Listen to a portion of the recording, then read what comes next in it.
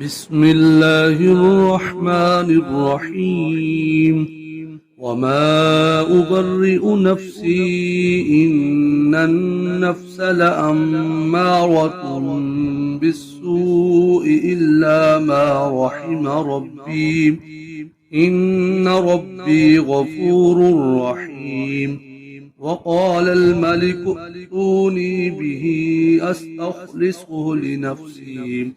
فلما كلمه قال إنك اليوم لدينا مكين أمين. قال اجعلني على خزائن الأرض إني حفيظ عليم. وكذلك مكنا ليوسف في الأرض يتبوأ منها حيث يشاء نصيب برحمتنا من نشاء ولا نضيع أجر المحسنين ولأجر الآخرة خير للذين آمنوا وكانوا يتقون. وجاء إخوة يوسف فدخلوا عليه فعرفهم وهم له منكرون. ولما جهزهم بجهازهم قال ائتوني بأخ لكم من أبيكم ألا ترون أني أوفي الكيل وأنا خير المنزلين فإن لم تأتوني به فلا كيل لكم عندي ولا تقربون. قالوا سنراود عنه أباه وإنا لفاعلون. وقال لفتيانه اجعلوا بضاعتهم في رحالهم لعلهم يعرفونها إذا انقلبوا إلى أهلهم لعلهم يرجعون. فلما رجعوا إلى أبيهم قالوا يا أبانا منع منا الكيل فأرسل معنا أخانا نكتل وإنا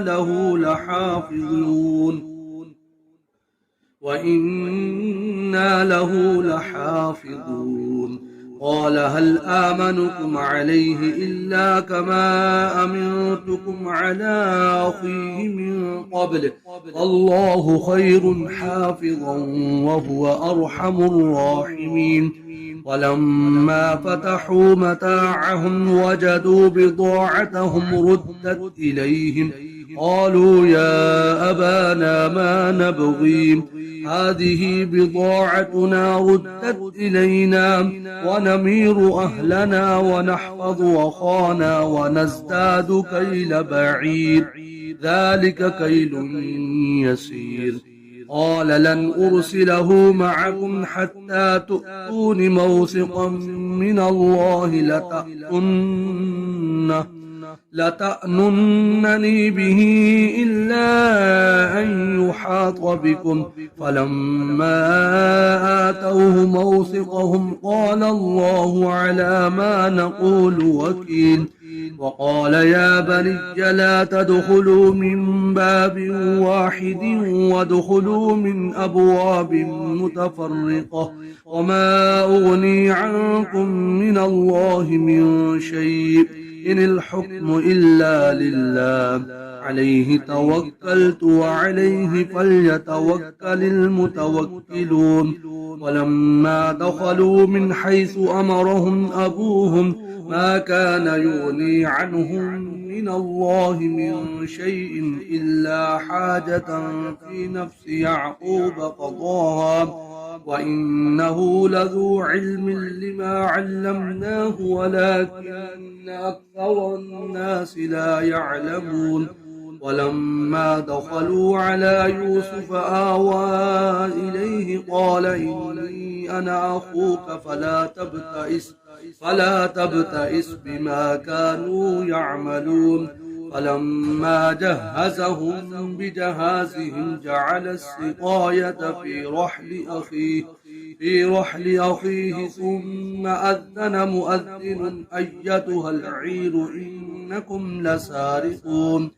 قالوا وأقبلوا عليهم ماذا تفقدون قالوا نفقد صواع الملك ولمن جاء به حمل بعير وأنا به زعيم قالوا تالله لقد علمتم ما جئنا لنفسد في الأرض وما كنا سارقين قالوا فما جزاؤه إن كنتم كاذبين قالوا جزاؤه من وجد في رحله فهو جزاؤه كذلك نجزي الظالمين فبدأ بأوعيتهم قبل وعاء أخيه ثم استخرجها من وعاء أخيه كذلك كدنا ليوسف ما كان ليأخذ أخاه في دين الملك إلا أن يشاء الله نرفع درجات من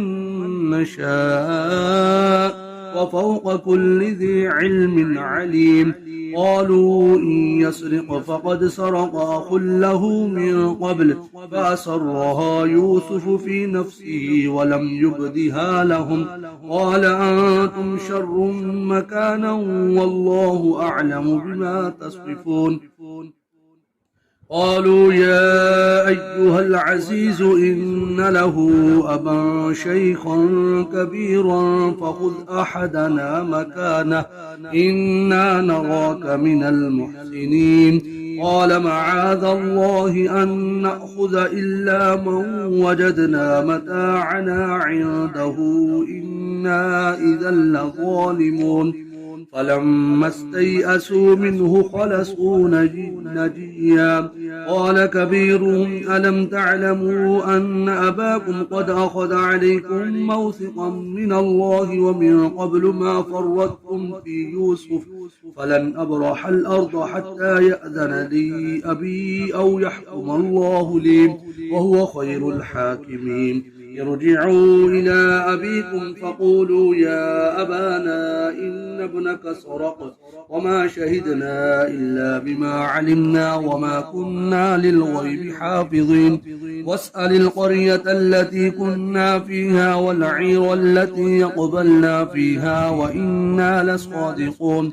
قال بل سولت لكم أنفسكم أمرا فصبر جميل عسى الله أن يأتيني بهم جميعا إنه هو العليم الحكيم وتولى عنهم وقال يا أسفا على يوسف وابيضت عيناه من الحزن فهو كظيم قالوا تالله تفتأ تذكر يوسف حتى تكون حردا أو تكون من الهالكين قال إنما أشكو بثي وحزني إلى الله وأعلم من الله ما لا تعلمون يا بني اذهبوا فتحسسوا من يوسف وأخيه ولا تيأسوا من روح الله إنه لا ييأس من روح الله إلا القوم الكافرون فلما دخلوا عليه قالوا يا أيها العزيز مسنا وأهلنا الضر وجئنا ببضاعة مزجاة فأوف لنا الكيل وتصدق علينا إن الله يجزي المتصدقين قال هل علمتم ما فعلتم بيوسف وأخيه إذ أنتم جاهلون قالوا أئنك لأنت يوسف قال أنا يوسف وهذا أخي قد من الله علينا إنه من يتقي ويصبر فإن الله لا يضيع أجر المحسنين قالوا تالله لقد آثرك الله علينا وإن كنا لخاطئين قال لا تثريب عليكم اليوم يغفر الله لكم وهو أرحم الراحمين اذهبوا بقميصي هذا فألقوه على وجه أبي يأتي بصيرا وأتوني بأهلكم أجمعين ولما فصلت العير قال أبوهم إني لاجد ريح يوسف لولا تفندون قالوا تالله إنك لفي ضلالك القديم ولما جاء البشير والقاه على وجهه فارتد بصيرا قال ألم أقل لكم إني أعلم من الله ما لا تعلمون قالوا يا أبانا استغفر لنا ذنوبنا إنا كنا خاطئين قال سوف أستغفر لكم ربي إنه هو الغفور الرحيم فلما دخلوا على يوسف آوى إليه أبويه وقال ادخلوا مصر إن شاء الله آمنين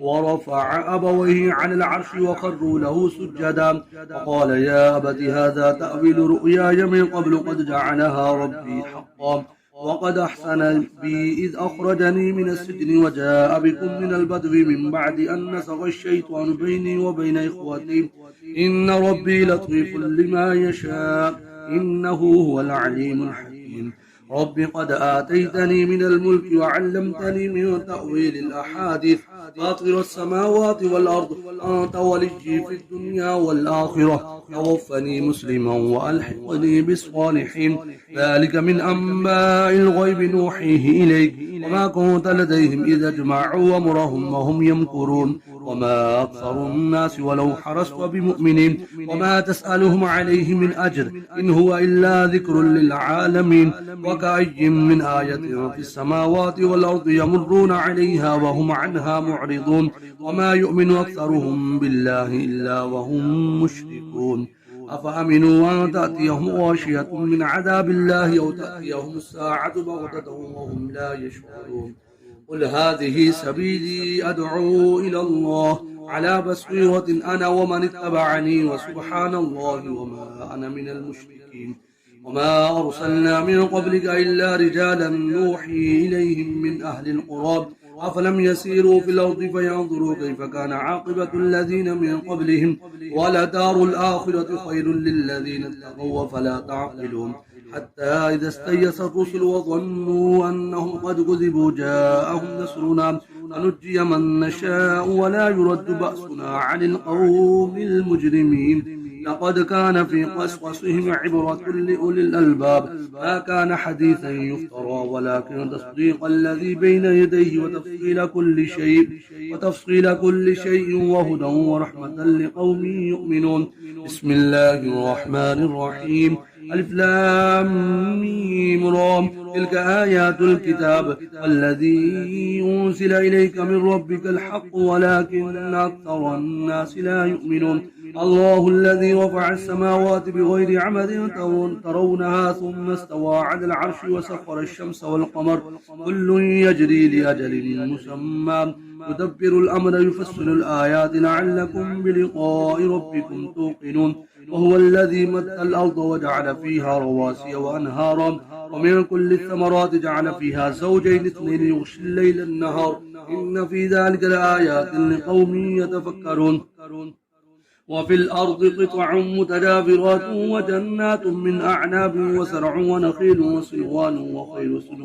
وغير صنوان يسقى بماء واحد ونفضل بعدها على بعض في الأكل إن في ذلك لآيات لقوم يعقلون وإن تعجب فعجب قولهم أئذا كنا ترابا أئنا لفي خلق جديد أولئك الذين كفروا بربهم وأولئك الأغلال في أعناقهم وأولئك أصحاب النار هم فيها خالدون ويستعجلونك بالسيئة قبل الحسنة وقد خلت من قبلهم المثلات وإن ربك لذو مغفرة للناس على ظلمهم وإن ربك لشديد العقاب ويقول الذين كفروا لولا أنزل عليه آية من ربه إنما أنت منذر ولكل قوم هاد الله يعلم ما تحمل كل أنثى وما تغيض الأرحام وما تزداد وكل شيء عنده بمقدار عالم الغيب والشهادة الكبير المتعال سواء منكم من أسر القول ومن جهر به ومن هو مستخف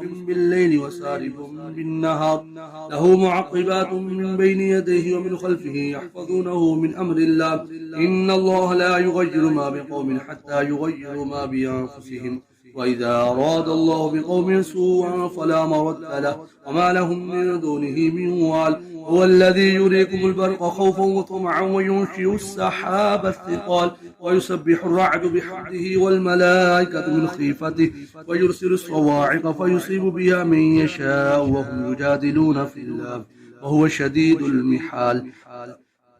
له دعوة الحق والذين يدعون من دونه لا يستجيبون لهم بشيء إلا كباسط كفيه إلى الماء ليبلغ فاه وما هو ببالغه وما دعاء الكافرين إلا في ضلال ولله يسجد من في السماوات والأرض طوعا وكرها وظلالهم بالغدو والآصال قل من رب السماوات والأرض قل الله قل أفاتخذتم من دونه أولياء لا يملكون لأنفسهم نفعا ولا ضرا قل هل يستوي الأعمى والبصير أم هل تستوي الظلمات والنور أم جعلوا لله شركاء خلقوا كخلقه فتشابه الخلق عليهم قل الله خالق كل شيء وهو الواحد القهار أنزل من السماء ماء فسالت أودية بقدرها فاحتمل السيل زبدا رابيا ومما يوقدون عليه في النار ابتغاء حلية أو متاع زبد مثله كذلك يضرب الله الحق والباطل فأما الزبد فيذهب جفاء وأما ما ينفع الناس فيمكث في الأرض كذلك يضرب الله الأمثال للذين استجابوا لربهم الحسنى والذين لم يستجيبوا له لو أن لهم ما في الأرض جميعا ومثله معه لافتدوا به أولئك لهم سوء الحساب ومأواهم جهنم وبئس المهاد أفمن يعلم أن ما أنزل إليك من ربك الحق كمن هو أعمى إنما يتذكر أولو الألباب الذين يوفون بعهد الله ولا ينقضون الميثاق والذين يصلون ما أمر الله به أن يوصل ويخشون ربهم ويخافون سوء الحساب والذين صبروا ابتغاء وجه ربهم وأقاموا الصلاة وأنفقوا مما رزقناهم سرا وعلانية ويدرؤون بالحسنة السيئة أولئك لهم عقبى الدار جنات عدن يدخلونها ومن صلح من آبائهم وأزواجهم وذرياتهم والملائكة يدخلون عليهم من كل باب سلام عليكم بما صبرتم فنعم عقبى الدار والذين ينقضون عهد الله من بعد ميثاقه ويقطعون ما أمر الله به أن يوصل ويفسدون في الأرض أولئك لهم اللعنة ولهم سوء الدار الله يبسط الرزق لمن يشاء ويقدر وفرحوا بالحياة الدنيا وما الحياة الدنيا في الآخرة إلا متاع ويقول الذين كفروا لولا أنزل عليه آية من ربه قل إن الله يضل من يشاء ويهدي إليه من أناب الذين آمنوا وتطمئن قلوبهم بذكر الله ألا بذكر الله تطمئن القلوب الذين آمنوا وعملوا الصالحات طوبى لهم وحسن مآب كذلك أرسلناك في أمة قد خلت من قبلها لتتلو عليهم الذي أوحينا إليك وهم يكفرون بالرحمن قل هو ربي لا إله إلا هو عليه توكلت وإليه متاب ولو أن قرآنا سجرت به الجبال وقطعت به الأرض وكلم به الموتى بل لله الأمر جميعا أفلم ييأس الذين آمنوا أن لو يشاء الله لهدى الناس جميعا ولا يزال الذين كفروا تصيبهم بما صنعوا قارعة أو تحل قريبا من دارهم حتى يأتي وعد الله إن الله لا يخلف الميعاد ولقد استهزئ برسل من قبلك فأمليت للذين كفروا ثم أخذتهم فكيف كان عقاب أفمن هو قائم على كل نفس بما كسبت وجعلوا لله شركاء قل سموهم أم تنبئونه بما لا يعلم في الأرض أم بظاهر من القول بل سجن للذين كفروا مكرهم وصدوا عن السبيل ومن يضلل الله فما له من هاد لهم عذابهم في الحياة الدنيا ولا عذاب الآخرة أشق وما لهم من الله من واق مثل الجنة التي وعد المتقون تجري من تحتها الأنهار أكلها دائم وظلها تلك عقبى الذين اتقوا وعقبى الكافرين النار الذين آتيناهم الكتاب يفرحون بما أنزل إليك ومن الأحزاب من ينكر بعضه قل إنما أمرت أن أعبد الله ولا أشرك به إليه أدعو وإليه مآب وكذلك أنزلناه حكما عربيا ولئن اتبعت أهواءهم بعد ما جاءك من العلم ما لك من الله من ولي ولا واق ولقد أرسلنا رسلا من قبلك وجعلنا لهم أزواجا وذرية وما كان لرسول أن يأتي بآية إلا بإذن الله لكل أجل كتاب يمحو الله ما يشاء ويثبت وعنده الكتاب وإنا نرينك بعض الذين نعدهم ونتوفينك فإنما عليك البلاغ وعلينا الحساب أولم يروا أنا نأتي الأرض ننقصها من أطرافها والله يحكم لا معقب لحكمه وهو سريع الحساب وقد مكر الذين من قبلهم فلله المكر جميعا يعلم ما تكسب كل نفس وسيعلم الكفار لمن عقب الدار ويقول الذين كفروا لست مرسلا قل كفى بالله شهيدا بيني وبينكم من عنده علم الكتاب بسم الله الرحمن الرحيم ألف لام را كتاب أنزلناه إليك لتخرج الناس من الظلمات إلى النور بإذن ربهم إلى صراط العزيز الحميد الله الذي له ما في السماوات وما في الأرض وويل للكافرين من عذاب شديد الذين يستحبون الحياة الدنيا على الآخرة ويصدون عن سبيل الله ويبغونها عوجا أولئك في ضلال بعيد وما أرسلنا من رسول إلا بلسان قومه ليبين لهم ويضل الله من يشاء ويهدي من يشاء وهو العزيز الحكيم ولقد أرسلنا موسى بآياتنا نخرج قومك من الظلمات إلى النور وذكرهم بأيام الله إن في ذلك لآيات لكل صبار شكور وإذ قال موسى لقومه اذكروا نعمة الله عليكم إذا جاءكم من آل فرعون يسومونكم سوء العذاب ويذبحون أبناءكم ويستحيون نساءكم وفي ذلكم بلاء من ربكم عظيم وإذ تأذن ربكم لئن شكرتم لأزيدنكم ولئن كفرتم إن عذابي لشديد وقال موسى إن تكفروا أنتم ومن في الأرض جميعا فإن الله لغني حميد ألم يأتكم نبأ الذين من قبلكم قوم نوح وعاد وثمود والذين من بعدهم لا يعلمهم إلا الله جاءتهم رسلهم بالبينات فردوا أيديهم بأفواههم وقالوا إنا كفرنا بما أرسلتم به وإنا لفي شك مما تدعوننا إليه مريب قالت رسلهم في الله شك فاطر السماوات والأرض يدعوكم ليغفر لكم من ذنوبكم ويؤخركم إلى أجل مسمى قالوا إن أنتم إلا بشر مثلنا تريدون أن تصدونا عما كان يعبد آباؤنا فأتونا بسلطان مبين قالت لهم رسلهم إن نحن إلا بشر مثلكم ولكن الله يمن على من يشاء من عباده وما كان لنا أن نأتيكم بسلطان إلا بإذن الله وعلى الله فليتوكل المؤمنون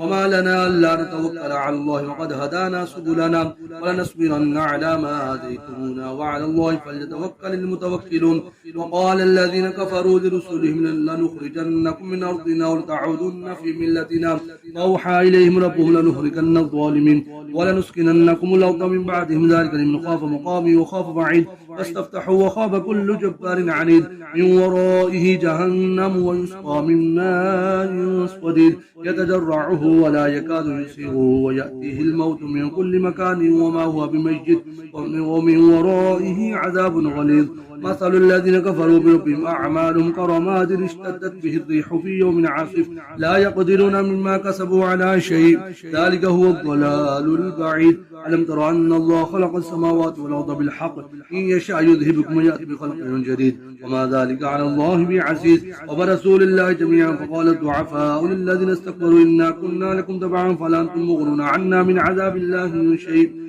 قالوا لو هدانا الله لهديناكم سواء علينا جزعنا صبرنا ما لنا من محيص وقال الشيطان لما قدر من الله وعدكم وعد الحق ووعدتكم وخلفتكم وما كان لي عليكم من سلطان إلا أن دعوتكم فاستجبتم لي فلا تلوموني ولوموا أنفسكم ما أنا بمصرخكم وما أنتم بمصرخي إني كفرت بما أشركتمون من قبل إن الظالمين لهم عذاب أليم وأدخل الذين آمنوا وعملوا الصالحات جنات تجري من تحتها النار خالدين فيها بإذن ربهم تحيتهم فيها سلام ألم تر كيف ضرب الله مثلا كلمة طيبة كشجرة طيبة أصلها ثابت وفرعها في السماء تؤتي أكلها كل حين بإذن ربها ويضرب الله الأمثال للناس لعلهم يتذكرون ومثل كلمة خبيثة كشجرة خبيثة اجتثت من فوق الأرض ما لها من قرار يثبت الله الذين آمنوا بالقول الثابت في الحياة الدنيا وفي الآخرة ويضل الله الظالمين ويفعل الله ما يشاء. ألم تر إلى الذين بدلوا نعمة الله كفرا وأحلوا قومهم دار البوار جهنم يصلونها وبئس القرار وجعلوا لله أندادا ليضلوا عن سبيله قل تمتعوا فإن مصيركم إلى النار قل لعبادي الذين آمنوا يقيموا الصلاة وينفقوا مما رزقناهم سرا وعلانية من قبل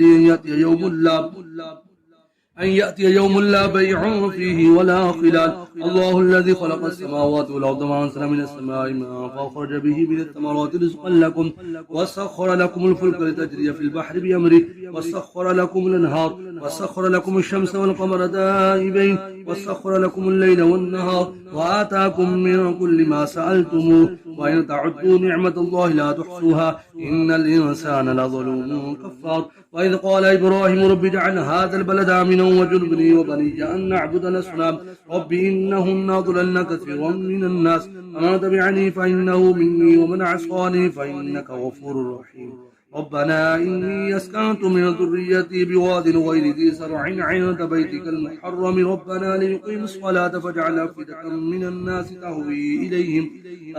إليهم وارزقهم من الثمرات لعلهم يشكرون. ربنا إنك تعلم ما نخفي وما نعلن وما يخفى على الله من شيء في الأرض ولا في السماء. الحمد لله الذي وهب لي على الكبر إسماعيل وإسحاق إن ربي لسميع الدعاء. رب اجعلني مقيم الصلاة ومن ذريتي ربنا وتقبل دعاء. ربنا اغفر لي ولوالدي وللمؤمنين يوم يقوم الحساب ولا تحسبن الله غافلا عما يعمل الظالمون إنما يؤخرهم ليوم تشخص فيه الأبصار مهطعين مقنعي رؤوسهم لا يرتد إليهم طرفهم وأفئدتهم هواء. وأنذر الناس يوم يأتيهم العذاب فيقول الذين ظلموا ربنا أخرنا إلى أجل قريب نجيب دعوتك ونتبع الرسل أولم تكونوا أقسمتم من قبل ما لكم من زوال وسكنتم في مساكن الذين ظلموا أنفسهم وتبين لكم كيف فعلنا بهم وضربنا لكم الأمثال وقد مكروا مكرهم وعند الله مكرهم وإن كان مكرهم لتزول منه الجبال فلا تحسبن الله مخلف وعده رسله إن الله عزيز ذو انتقام. يوم تبدل الأرض غير الأرض والسماوات وبرزوا لله الواحد القهار وترى المجرمين يومئذ مقرنين في الأصفاد سرابيلهم من قطران وتغشى وجوههم النار ليجزي الله كل نفس ما كسبت إن الله سريع الحساب. هذا بلاغ للناس ولينذروا به وليعلموا أنما هو إله واحد وليذكر أولو الألباب.